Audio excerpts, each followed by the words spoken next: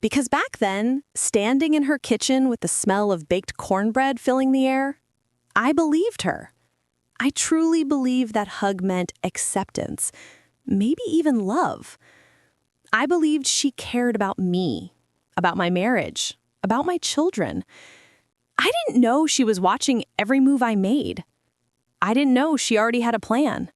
And I didn't know that she'd spend years weaving a quiet, patient, poisonous web, one she expected me to never escape. I remember that evening so vividly. The windows were open, letting in a cool breeze that swayed the lace curtains. My husband, Daniel, had gone upstairs to help our daughter with her homework. And his mother, Marlene, stood by the stove, humming softly, a low, warm tune that made her seem harmless. Sweet, even. She turned, wiped her hands on her apron, and smiled at me with those soft hazel eyes. "You're doing good, baby. Raising my grandchildren, supporting Daniel, helping with the business. You're a blessing. A blessing." Funny how words can feel like honey one day and poison the next. At that time, I didn't question her affection. I didn't question why she suddenly insisted I join the family business meetings, or why she wanted me to learn how everything worked, from contracts to finances. She'd pat my hand and tell me she just wanted me to feel more included. She said she was grooming me to take on more responsibility, one day when Daniel is too busy. I thought she was investing in me. I didn't realize she was positioning me as the weak link she planned to break. Normal life. Setup. Back then, life was quiet, steady, comfortable in a simple, hard-working way. Daniel and I had been married for 9 years. We weren't perfect, who is? But we loved each other. We had 2 children, Mia, our 7-year-old firecracker with a love for glitter and crayons, and Caleb, our 4-year-old who clung to my leg whenever strangers came around. Our house wasn't fancy, but it was warm. There was always a candle burning somewhere, always a pair of little shoes by the door. Most mornings, the kids would run down the hallway, their footsteps echoing through the house, and Daniel would appear behind them, sleepy-eyed and smiling. I'd make coffee, he'd scramble eggs. We'd share quiet moments before the day swallowed us whole. The family business, a mid-sized hardware supply company, was something I supported from the sidelines. It had been in Daniel's family for a long time, beginning with his grandfather.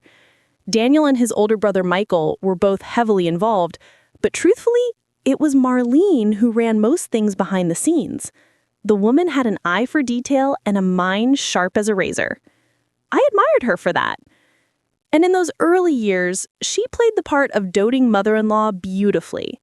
She came over with homemade soups when I was pregnant. She babysat at a moment's notice.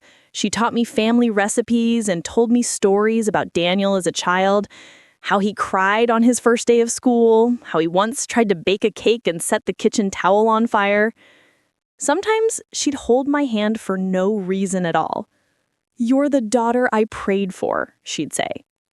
I didn't grow up with a mother, so those words landed deep. Too deep. Looking back now, I realize she studied me the way a chess master studies the board. She knew exactly where my vulnerabilities lived. My longing for a mother, my need for approval, my desire to fit in. She knew my soft spots before I even understood them myself. The first real shift came about 4 years into our marriage, around the time Michael married his longtime girlfriend, Alyssa. I liked Alyssa immediately. She was quiet but sweet, always polite, always smiling shyly whenever she was spoken to. But Marlene, something changed in her that day.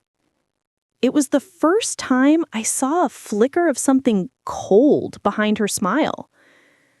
During the wedding reception, while the music played and guests danced, I caught her watching the newlyweds with a look I couldn't decipher. Pride mixed with something like calculation. Later that evening, she pulled me aside. "Now, things will get interesting," she said. I laughed, thinking she meant sibling rivalry or comparing daughter-in-laws in a playful way. But she didn't laugh with me. She just stared. I brushed it off then. I wish I'd paid more attention. A few weeks later, she began praising Alyssa constantly, not in a normal way, in a way meant to echo, to repeat, to sink into my ears. Alyssa is so organized. Alyssa has such a good business mind. Alyssa fits into this family like she was born into it. I didn't feel threatened at first. Why would I? I was secure in my role. I loved my husband, I loved my children, and I wasn't trying to compete. But slowly the comparisons grew sharper. Alyssa made lasagna for the whole crew today. She's really stepping up. Alyssa is learning the accounting system faster than I expected. Michael chose well. She wants what's best for this family. There it was, the shift from compliment to contrast. Still, I told myself not to overthink it. Marlene had always been supportive of me. Maybe she was just excited about a new daughter-in-law. Maybe she was trying to encourage me to learn more too. Maybe. But then she started showing up unannounced, always just as Daniel left for work. She'd straighten picture frames, comment on the laundry pile, linger by the pantry. "You must be tired, baby," she said one morning, eyeing our messy breakfast table. "2 kids will do that to you." Her tone wasn't cruel, just edged and subtle. Too subtle for Daniel to notice. But I noticed. Little by little, she started guiding my decisions. What school the kids should attend, what extracurriculars were best for their future, how I should manage my time, what meals were healthier, what clothes looked more put together. It was easy to mistake her influence for care. It was easy to believe she meant well. That's how manipulation works. It never shows its teeth at first. One day, she brought over a binder full of color-coded tabs. "Just something to help you stay organized," she said. It was a schedule for my entire life, from meal plans to chores to when I should attend business meetings. She'd even scheduled quality time with Daniel on Tuesday evenings. I laughed at first, but she didn't. "Shh, it will make things easier for you," she insisted. Something in her voice, firm, expectant, made me uneasy. But I thanked her anyway. Because back then, I still believed she was on my side. Back then, I still believed she loved me. I didn't know she was preparing the first step in her plan to slowly tighten control around my life and then crush me with it. I didn't realize it then, but that binder was the first thing she used to pull me away from my own instincts. Because once someone hands you a better version of your life, you start feeling guilty for doing anything outside of it. And slowly, you start living their way instead of your own. Still, at that time, I didn't see it as control. I saw it as care. And maybe that's why I let my guard down so easily. It was late autumn when the first real clue appeared. Leaves were falling in burnt orange curls across our front porch, and the house smelled like cinnamon from the apple pie I baked for the kids after school. Daniel was working late, again, but that wasn't unusual. The family business got busy during the pre-holiday season. The kids were upstairs, giggling over something only siblings would find hilarious, and I was wiping down the kitchen counter when I heard a soft knock at the door. I opened it and found Marlene standing there, bundled in her thick beige coat, carrying a bag of groceries like she always did. "Thought I'd bring you something for dinner," she said. I smiled and stepped aside. "You didn't have to, but thank you." "Oh, I don't mind," she replied, brushing past me. "I worry about you, that's all." She said that a lot. I worry about you. I thought it meant love. In hindsight, it meant surveillance. She unpacked the groceries like she lived there. Then she stood near the stove, her arms crossed, surveying the kitchen. You reorganized again? She asked. The tone made it sound like disappointment. I blinked. Just a little. The kids can't reach their snacks, so I moved a few things down. Her mouth tightened. That wasn't part of the system I gave you. The word, system, sent a ripple of something through me. But I forced a smile. It's fine, Marlene. I'll put them back later. But she didn't smile back. She just said quietly, "Make sure you do." That was the first time she spoke to me like an employee instead of a daughter-in-law. A small thing, a quiet thing. But something in the air felt wrong. That night, I told Daniel what happened. We were in bed, the lights turned off except for the dim glow of the lamp on his side. He was leaning against the headboard, scrolling through emails, his brow furrowed in the way it always did when he was tired. "Your mom was a little odd today," I said. He didn't look up. "She got upset about how I organized the kitchen." Upset?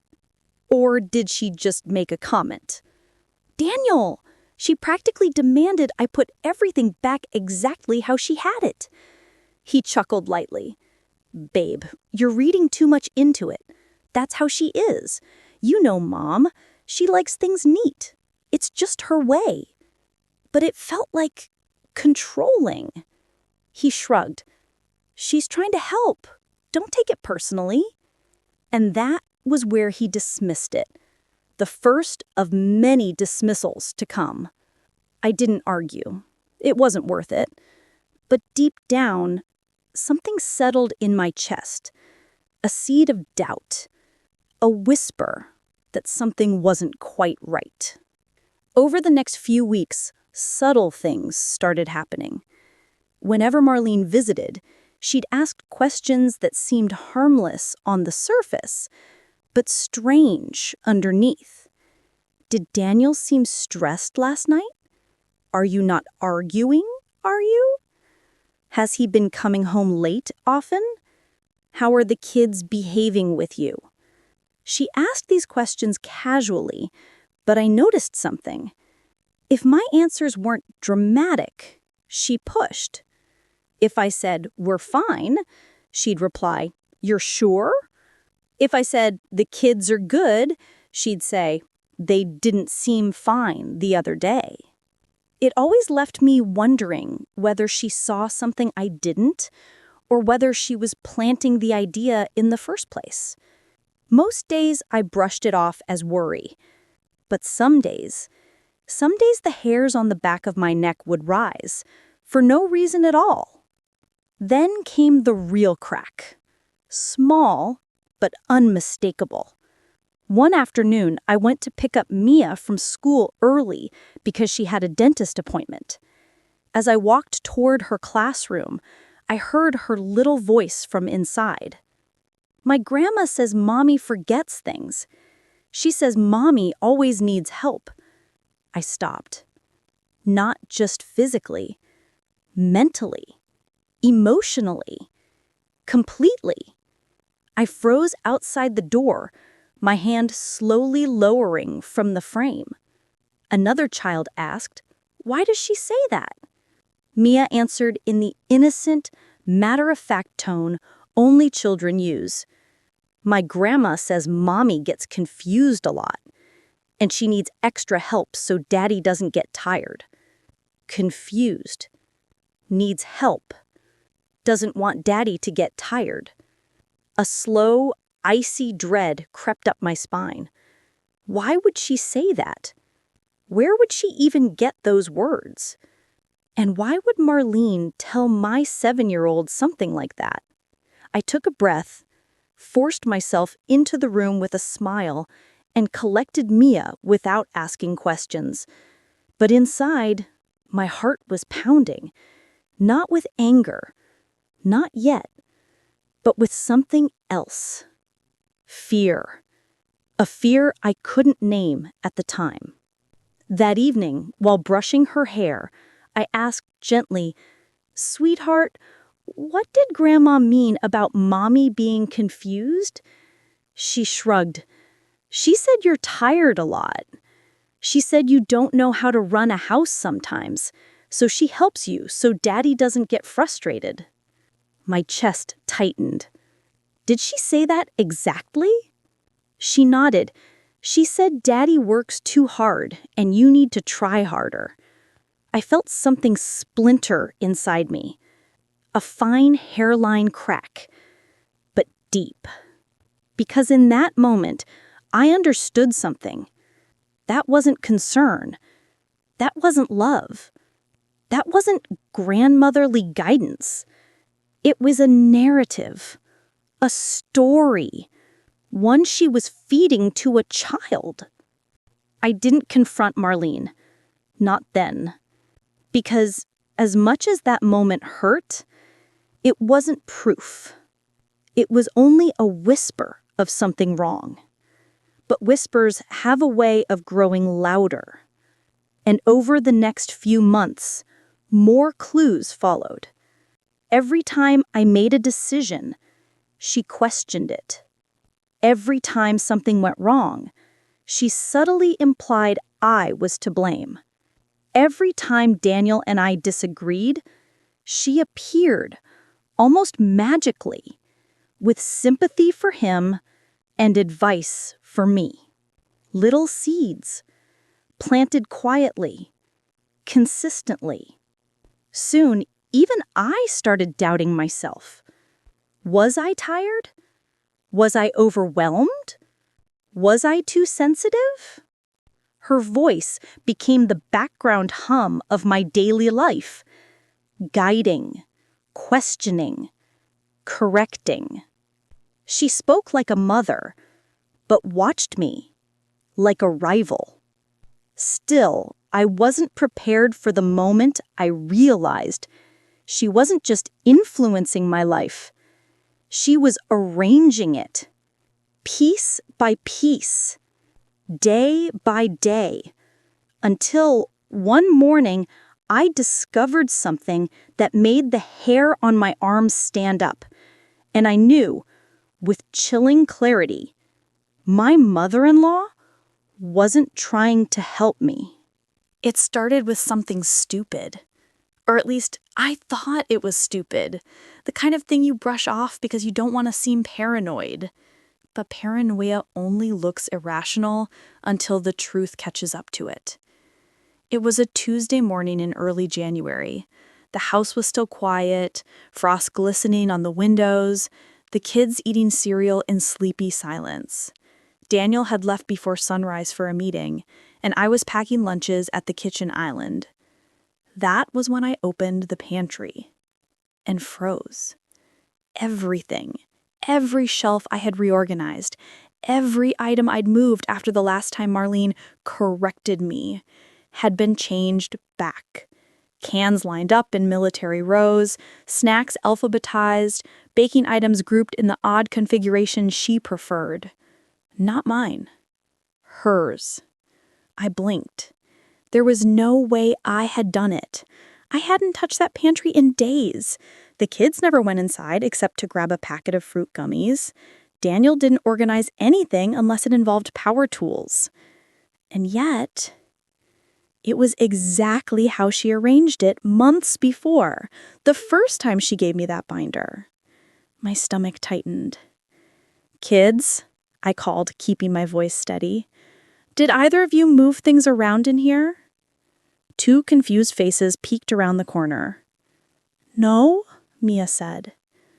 "Did Grandma come over yesterday?" I asked. Both kids shook their heads. "She didn't come inside," my son added. "She just dropped off those mittens, remember? Daddy opened the door." Right, the mittens. She'd surprised the kids after school, but she stayed only a few minutes. "Mommy," Mia asked softly, "are you mad?" "No," I said quickly. "No, sweetheart, Mommy's fine."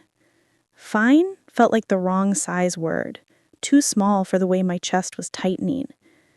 After dropping them off at school, I stood alone in the silent kitchen and looked at the pantry again. It made no sense. Unless I didn't want to think it, didn't want to say it.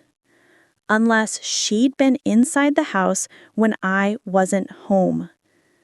I walked the main floor slowly, scanning every room. Nothing looked disturbed besides the pantry. But the eerie familiarity of it, her touch, her system, her rules, felt like a hand pressing against the back of my neck. And then something else clicked. Slowly. Horribly. My binder, the thick, neatly organized binder she gave me, wasn't on the coffee table where I had left it the previous weekend. At first I thought I misplaced it, so I checked the kitchen, the mudroom, the laundry room. Nothing. I found it in the living room on the bottom shelf with a new tab. A section I had never seen before. Weekly evaluations. My throat tightened as I opened it. Inside were pages, clean, crisp pages printed in her precise handwriting. Each one was dated. Each one had blank spaces under headings like household orderliness, meal consistency, discipline and behavior, financial awareness, and emotional presentation. Emotional presentation? I stared at the empty lines under that one. The implication was clear. I was meant to fill it in, to grade myself, to document myself, to justify myself. My fingers trembled as I flipped a page. That's when I saw the faint indentation marks, like someone had pressed a pen on the sheet above it, leaving grooves behind. Someone had written on a page and torn it out. Someone who wasn't me. Someone who shouldn't have had access to the binder at all. A cold prickle ran down my arms. I turned the page again. More indentations. Then another. On the 5th page, I saw actual writing. Faint, but legible where the pen had pressed too firmly. 3 words. She struggles daily. My pulse thudded in my ears. Not my handwriting. Not my words. Not my evaluation. And yet, it was written as if I wrote it. Like evidence. Like documentation. Like a case. My hands went cold. I picked up my phone with numb fingers and called Daniel. He answered on the 3rd ring. Hey, what's up? Everything okay? Did you move the pantry around? Huh? Why? Did you see the binder recently? No? Why? Did your mother come inside the house yesterday? A pause. A long one. Then, she said she only stayed at the door. She was inside, I said quietly. Daniel, she was inside. She reorganized everything, and she added a section to the binder with evaluations. Silence again. Then he sighed, long, tired, dismissive. Babe, maybe you forgot you cleaned the pantry. You've been overwhelmed lately. Mom's not trying to hurt you. I didn't clean the pantry, I snapped, and the evaluations. They're guidelines. She always makes things like that. I felt my stomach twist. Daniel, she's writing things in them about me, as me. Another sigh. Softer this time, like pity. You're stressed, that's all. Don't jump to conclusions. I closed my eyes. I am not imagining this. Look, he said gently, Mom's trying to help. You know she gets over-involved. It doesn't mean anything sinister. Sinister? He said it like the idea was absurd. I hung up without arguing because I knew arguing wouldn't do anything. His mother-in-law could have reorganized the entire house with a bulldozer, and he would have found a way to explain it. But I needed space to think, to breathe. So I sat on the couch, binder open in my lap, staring at the indentations on the page. She struggles daily.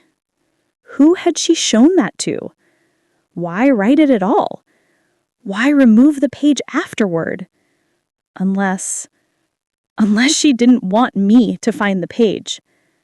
But she also didn't expect me to look closely enough to see the indentations. Or maybe she wanted me confused, uncertain, second-guessing myself. The more I thought about it, the more the panic sharpened into clarity. She didn't just want to influence me. She wanted to document me. She wanted to create a story, one she controlled, about my failures, my confusion, my instability. A story she could show to someone. Someone with authority. Someone who could take something away. I suddenly felt cold, like winter air was blowing straight through the walls. That was the moment I realized she wasn't hovering, she wasn't meddling, she wasn't being overbearing. She was setting a stage, preparing a case, laying a foundation. And I, stupid, trusting me, had let her walk into my home, into my mind, into my family, without ever imagining I'd need to protect myself. But I was wrong. I needed to protect myself more than I ever realized. Because that binder wasn't the first piece of evidence. It was just the first piece of evidence I found. And soon, too soon, I'd discover how far the rest of it went. The cameras, the recordings, the lies stacked so neatly it would take months to unravel. But back then, all I knew was this. My mother-in-law had crossed the line. And whatever she was planning, she had already begun. I used to believe that most betrayals arrive with noise, slammed doors, raised voices, broken promises, but this one came quietly, like a cold draft slipping under a locked door. I didn't even know it was there until it had already seeped into the walls of my life. The first real crack appeared on a Thursday afternoon. I remember because it was grocery day. I had just finished putting the milk in the fridge when my phone buzzed. It was a text from my husband's sister, the one married to his brother. We were never close, but we'd always been polite. Her message was short. If you want to know what's really going on, check the HR files. I stared at the screen, confused. HR? At the family business? I tried calling her, but she didn't pick up. Instead, she sent a second message. Delete these texts and don't tell your husband. I stood in my kitchen for a long moment, feeling my heart beat behind my ribs. Her tone wasn't dramatic, just cold, almost resigned. And if there was something I had learned in that family, it was that silence always hid more than noise. But I didn't act on it right away. I told myself she might be upset about something unrelated. People send strange messages when they're hurt or angry. Still, something lodged itself in my chest, and it stayed there. The second crack came 2 days later. We were at a family lunch at my mother-in-law's house. She insisted I sit at the head of the table, saying it was the rightful place for the mother of her grandchildren. Her smile was wide, warm, and sparkling, the kind of smile you'd paint on a porcelain doll. But then I caught her eyes drifting to the corner of the room where my husband's sister stood stiffly watching me with a strange expression, something between pity and warning. After lunch, I found my youngest daughter crying in the hallway. "Baby, what's wrong?" I kneeled beside her. She sniffed and wiped her face. "Grandma said you're too busy to tuck us in tonight. She said she'd do it instead because you're always tired." My stomach tightened. My mother-in-law came around the corner just then, holding 2 plates. She didn't look surprised to see us, more like she had been waiting for it. "Oh, sweetheart," she said softly, "I only meant your mother works so hard. I didn't want to burden her." But her voice, it was too smooth, too practiced, and something in my daughter's trembling lips told me the words she'd heard hadn't sounded like kindness. Still, I brushed it aside. I told myself I was overthinking everything. But the cracks kept spreading. The third crack came on a quiet evening when I stayed late at the office after everyone else left. I wasn't thinking about HR. I wasn't thinking about any text messages. Honestly, I was just trying to finish some invoices so I wouldn't have to hear my mother-in-law say, "Oh, don't worry, I'll do it for you," in that sweet voice that was starting to feel like syrup. Sticky, heavy, impossible to wash off. The office was silent, except for the hum of the overhead lights. I walked past the HR office on my way out. The door was cracked open. That was all. Just a sliver of space. But something, intuition, fear, maybe even courage, tugged at me. I pushed the door gently. Inside, the room smelled faintly of old paper and lemon cleaner. The computer was still on, screen glowing. Whoever had been working had left in a hurry. I don't know why I sat down. I could have walked away. I could have respected the boundary that wasn't mine to cross. But my hands moved on their own. I clicked the mouse. The screen lit up. Employee status review. Open. My breath froze in my chest. There were names listed, dozens of them, mostly long-time employees, people who had worked for my husband's family for years, all marked underperformance, review needed. I scrolled down. That's when I saw my name. Position misalignment, recommendation, replacement. Replace me? Replace me from what? My own role? The one I helped build from scratch? My throat tightened. Just below the note was a comment. She needs time away. She's overwhelmed. For her own good. L.M. Linda Martin, my mother-in-law. My head spun. I read the sentence again and again until the words blurred. Overwhelmed? For my own good? Then another line caught my eye. Transition phase must be discreet. Husband informed? Not yet. My stomach dropped so hard I felt dizzy. Not yet? That means they planned to tell him, eventually, which means he wasn't the one behind it. Someone else was orchestrating this. Someone who wanted me quietly pushed out. I kept scrolling, my fingers trembling. At the bottom of the report was a single line that changed everything. Position prepared for RM. RM? My sister-in-law. His brother's wife? My mother-in-law's biological daughter? It felt like all the air had been sucked out of the room. I dropped back into the chair, my hand covering my mouth. I didn't cry, not then. But something inside me snapped. Something quiet. Something deep. I didn't confront anyone that night. I walked out of the office like I was sleepwalking, keys heavy in my hand. The street outside buzzed with traffic, but everything sounded muffled, like I was underwater. As I made my way home, little moments from the past 2 years replayed in my mind. Her compliments, her gifts, her support. And suddenly, they didn't look like kindness anymore. They looked like placement. She had been arranging me like a piece on a chessboard, and I had let her do it. The final crack, the one that shattered everything, came at home later that night. My husband was in the living room, folding laundry, humming to himself. It was an ordinary scene, gentle and domestic, the kind that usually made my heart soften. But tonight, I looked at him and wondered, how much did he know? I sat beside him. "Can I ask you something?" He looked up immediately. "Of course. When were you going to tell me that your mother wants to replace me at the company?" The socks in his hand slipped to the floor. "What are you talking about?" he whispered. And in that moment, in his eyes, I saw it. Not guilt, not anger, but fear. Small, flickering fear like a child caught between two adults shouting. He didn't know. Not fully. Not yet.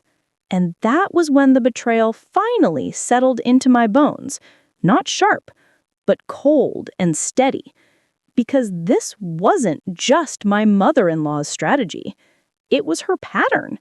She made decisions. She created narratives. She pulled strings.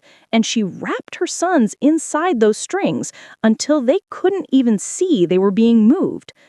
I suddenly realized she didn't only want control of me. She already had control of him. And now she wanted the business too. And the grandchildren. And the whole damn legacy. Piece by piece, she had been pushing me out of every circle, work, marriage, motherhood, without ever raising her voice. And I had almost thanked her for it. I looked at my husband, my voice barely above a whisper. She's been planning this for a long time. He swallowed hard. I don't know what you mean. But the fear in his voice told me he did. Maybe not the whole truth, but enough. He had seen signs.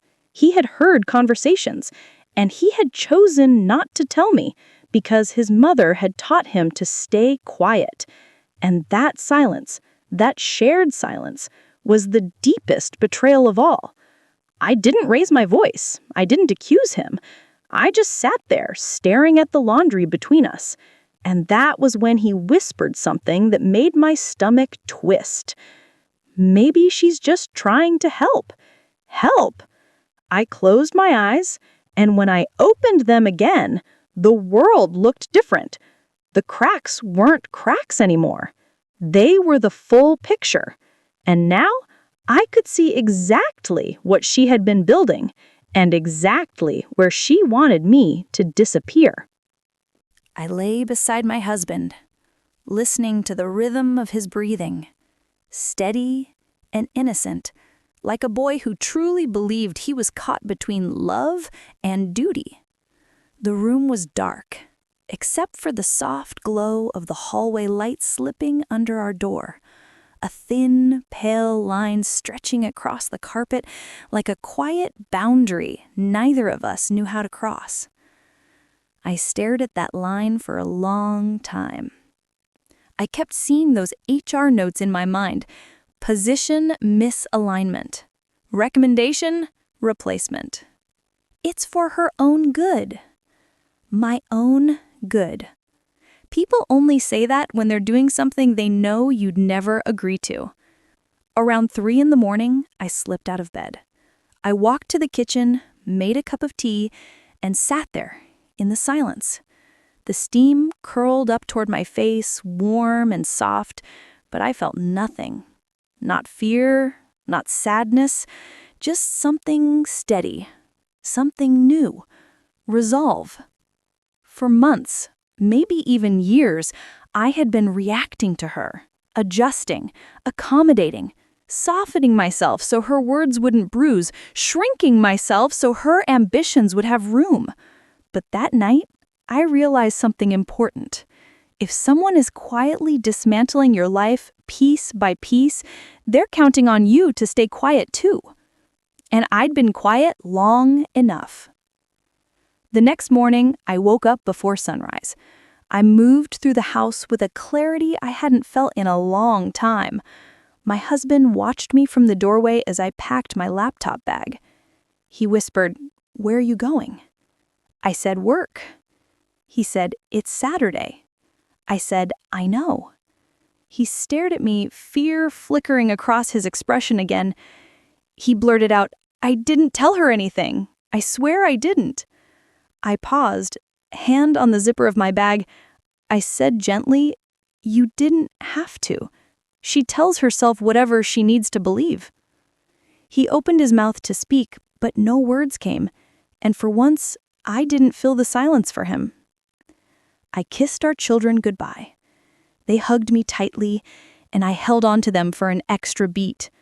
My mother-in-law wanted them to see me as fragile, overwhelmed, incapable. But I wasn't any of those things. Not anymore.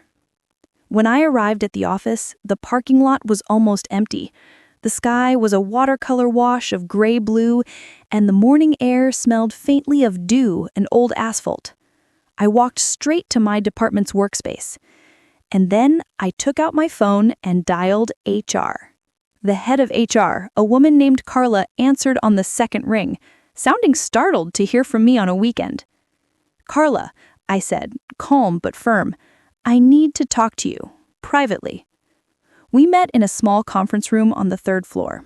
She brought 2 cups of coffee, one for me, one for herself. Her hands trembled slightly as she set them down. Before she could speak, I slid my phone across the table. I saw the report. Her face went pale. I didn't mean for you to," I said evenly. "You didn't write the notes. I'm not blaming you." She swallowed hard. "Your mother-in-law insisted. She said it was a precaution. She said, you approved." My breath caught. Approved? I'd never even known the review existed. "She said," Carla continued softly, "that you were struggling, that you wanted time away from the company, that you asked her to help you transition you slowly." A cold, metallic silence filled the room. She hadn't just been moving the chess pieces, she had been rewriting the entire board. She said, Carla hesitated, "You wanted your sister-in-law to take over for a while." I let the words settle between us. My mother-in-law wasn't just trying to push me out. She had already rewritten the narrative to make it look like my idea. "I'm so sorry," Carla whispered, her eyes glistening. "I didn't know what to believe. She's persuasive." Persuasive. That was one word for it. I took a long breath. My voice stayed calm. "Carla, I'm not stepping down, and I didn't approve that transition." "She figured," she said softly. "You're good at what you do. Everyone knows it. But your mother-in-law said," "I know what she said." She nodded, relief flickering across her face. "Tell me how I can help." And in that moment, I realized something. Not everyone believed my mother-in-law. People were scared of her, yes, but fear isn't loyalty. Fear can turn on itself. I didn't storm into my husband's office. I didn't make a scene. I didn't accuse anyone. Instead, I spent the next hours quietly documenting everything. The HR report, the transition notes, the timelines, the signatures, the messages, the discrepancies. I printed what I needed, made secure backups, and placed everything in a folder. Then I made a list, not of enemies, but of pressure points. Who depended on her? Who feared her? Who had quietly suffered under her control, and who might speak up if someone else went first? I wasn't planning revenge. I was preparing truth. Those 2 things can look similar, but they feel different on the inside. That evening, I returned home with a quiet steadiness. My husband sat on the couch, staring at the TV without really watching it. The children were doing a puzzle on the living room rug. "Mommy!" They ran to me instantly. I hugged them, soaking in their warmth. My husband stood slowly. "Did you talk to my mom?" "No," I said, removing my coat. "But I talked to HR." He swallowed hard, and I met his eyes, not with anger, but with clarity. And I'm not stepping down. His shoulders sagged with relief. "Good," he whispered. "Good, I didn't want you to." But then his voice cracked in a way that startled me. "But she's not going to let this go." I nodded. "I know." He looked at me, eyes wide and uncertain, like he was seeing me differently. "What are you going to do?" I set my bag down and spoke softly. "I'm going to tell the truth." His mouth opened slightly, not to argue, but to breathe. And for the first time in months, maybe even years, I felt something shift inside our marriage. A trembling beginning of alignment. But it was faint and fragile, because telling the truth in a family built on appearances is like lighting a match in a room full of paper. It's going to burn something. The only question was what? The truth has a strange way of announcing itself, not with trumpets, not with arguments, but with a quiet shift. A moment when the balance finally tips and everything that's been hidden starts making its way into the light. For us, that moment came on a Wednesday morning. The family business held its quarterly leadership meeting that day, the one where the top managers, department heads, and family members gathered to discuss finances and strategy. Usually, those meetings felt routine. My mother-in-law would sit at the head of the long conference table, elegant and composed, greeting everyone like a benevolent queen. But that morning, I walked into the room with my folder tucked under my arm. My husband walked behind me, silent but present. I didn't ask him to come. I didn't need to. After our conversation, he simply said, "I'm with you," and followed me out the door. It was the first time in a long time I felt like we were stepping forward together. When we entered the conference room, conversations stopped mid-sentence. My mother-in-law's eyes snapped up, her smile faltering for the briefest second before she slipped it back on like a mask. "Well," she said pleasantly, "I didn't expect you this early, dear." I smiled back, matching her tone. "I had some things to contribute." She tilted her head in that way she always did, warm with an aftertaste of warning. "Of course, we always welcome input. That's what family is for." I took my seat. The room settled. The meeting began. For the first 15 minutes, she held court effortlessly. She spoke about projections, employee performance, marketing plans. I watched her hands, always so graceful, so assured, glide across her notes. A woman who believed the entire room belonged to her. Then she shifted to a new topic. "And lastly," she said with warm authority, "I want to discuss an upcoming departmental transition." A faint rustle swept through the room. My husband stiffened beside me. She continued, "As you all know, my daughter-in-law has been under considerable stress. She came to me privately and said she would like time away from her duties." I placed my palm on the table. Just a soft sound, but it was enough to stop her, enough to make every head turn, enough to make her eyes narrow. "Actually," I said calmly, "I didn't say that." The room held its breath. My mother-in-law's smile froze. "Dear, I'd like to clarify," I cut in gently, "that I never asked for time away, I never approved a transition, and I certainly never appointed anyone to replace me." A ripple of shock moved through the room. Small, quiet, but unmistakable. My mother-in-law blinked slowly, almost theatrically. I must have misunderstood. "No," I said, still calm. "You didn't misunderstand. You created a narrative." Her jaw tightened. I opened my folder and slid a stack of printed documents onto the center of the table. Carla, the head of HR, glanced at the papers, her eyes widening slightly as recognition dawned. "These are the HR notes," I said. "The ones I was never supposed to see. The ones recommending I be discreetly replaced." The room went still. "And here," I continued, sliding forward the last page, "is the note assigning my role to your daughter, weeks before I was ever informed." My voice never rose. I never rushed. I didn't need to. The truth carried its own momentum. My mother-in-law's mask slipped by a fraction, the tiniest tightening around her mouth, the faintest flicker in her eyes. "My dear, I only wanted what was best for you." I held her gaze. "You wanted control." A murmur, a cough, a shifting of chairs. People who had once stayed silent suddenly looked uncomfortable, restless. I continued.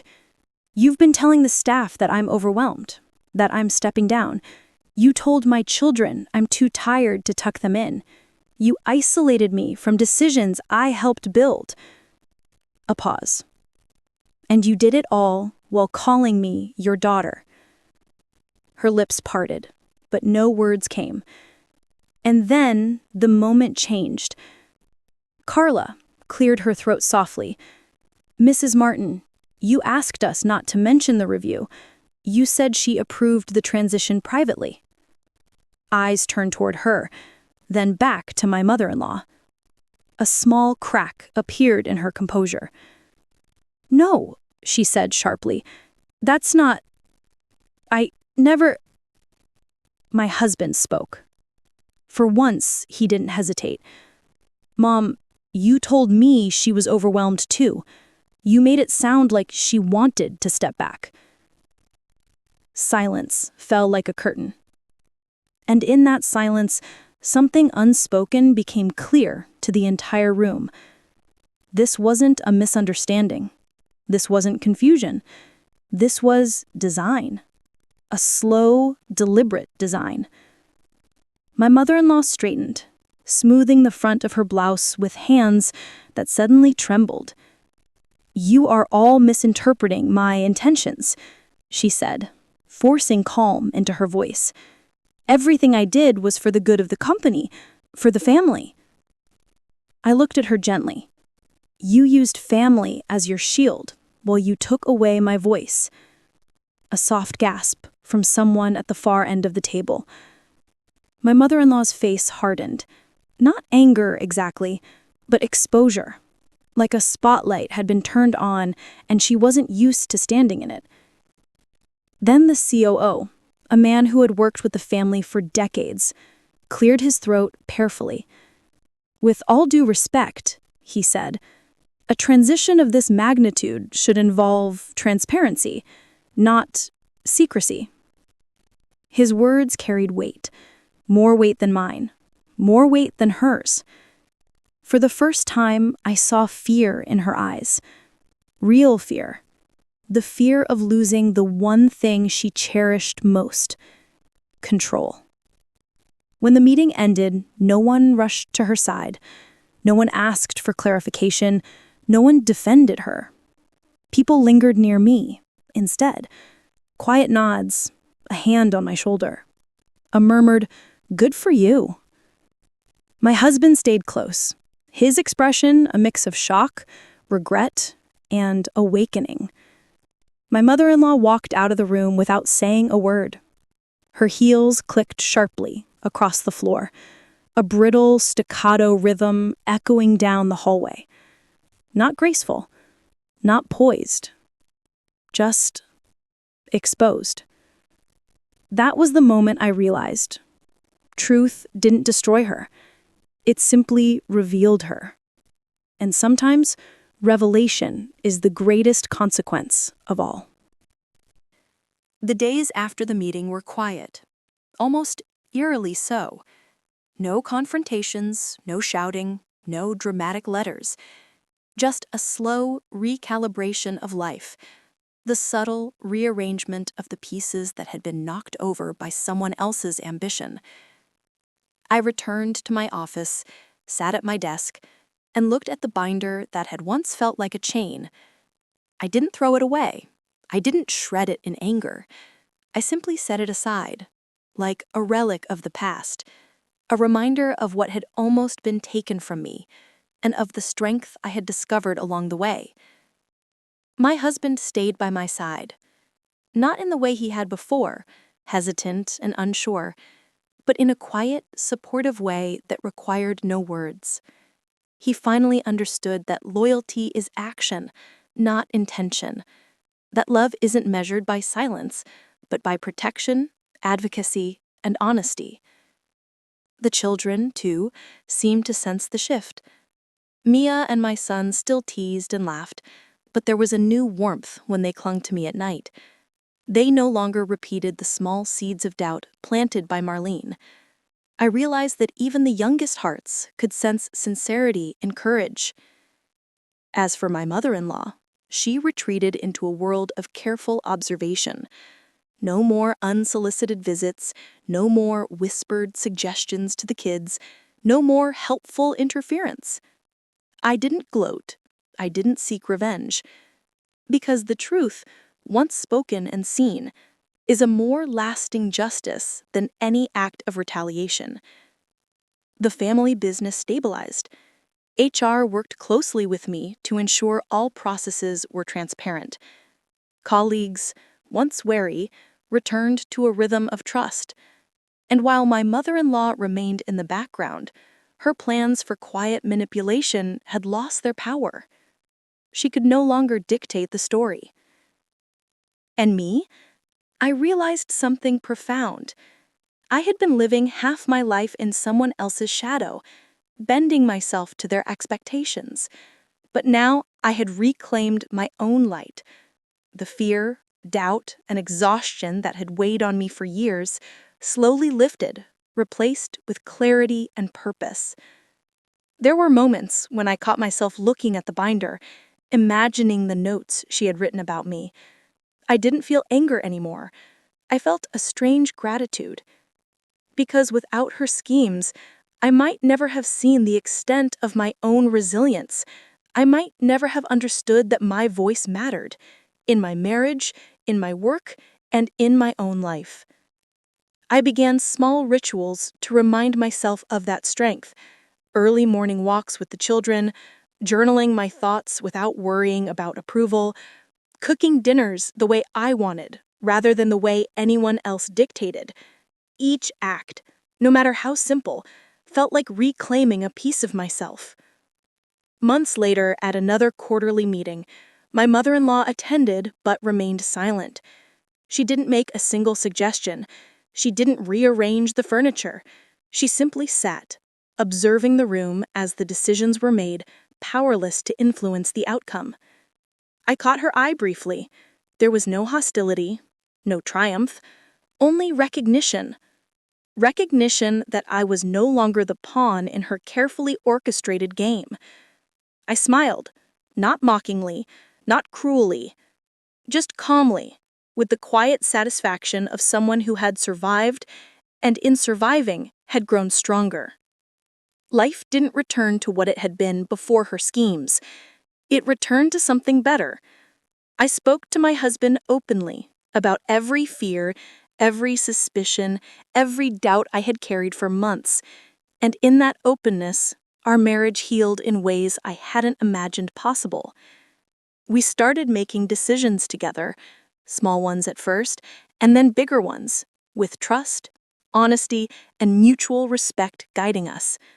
Even the children began to mirror that openness. They saw the strength in honesty, the dignity in calm confrontation, and the value of speaking truth without malice. And me? I realized I had learned to forgive myself for the time I had spent doubting my own instincts. I had not failed. I had survived. I had recognized deception, faced it, and reclaimed my life. That was the true victory. The moral settled quietly in my heart. Some people wear love like a mask, but their intentions can be discovered with patience and courage. Standing up for yourself doesn't have to be loud or vengeful. It can be steady, calm, and unwavering. And when you reclaim your voice, you reclaim not just your life, but your dignity, your family, and your peace. I realize that healing isn't just about moving past betrayal.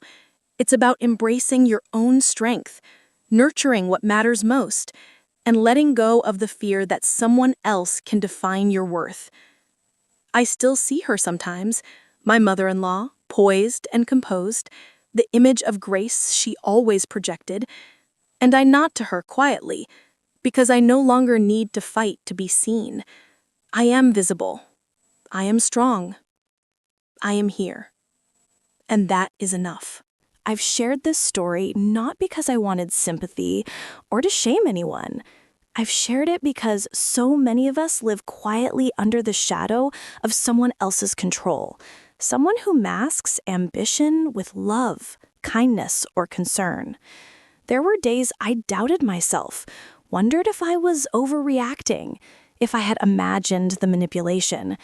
But the truth has a way of finding us, piece by piece.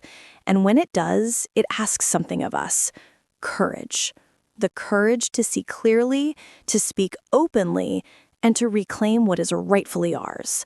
Healing, I've learned, doesn't always look dramatic. It doesn't require a confrontation or shouting. Sometimes it's quiet.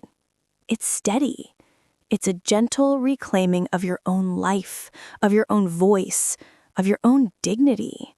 And it's in that quiet reclamation that the deepest justice is found. So I ask you, my dear viewers, have you ever felt the subtle weight of someone else's control in your life? How did you respond? Did you find the courage to stand your ground? I'd love to hear your thoughts. Share your stories in the comments below. Your experiences might be the encouragement someone else needs to reclaim their voice too.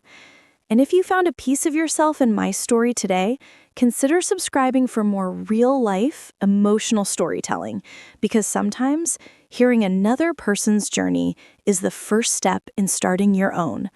Remember, courage doesn't always roar. Sometimes it whispers in the quiet moments, saying, "You're stronger than you think."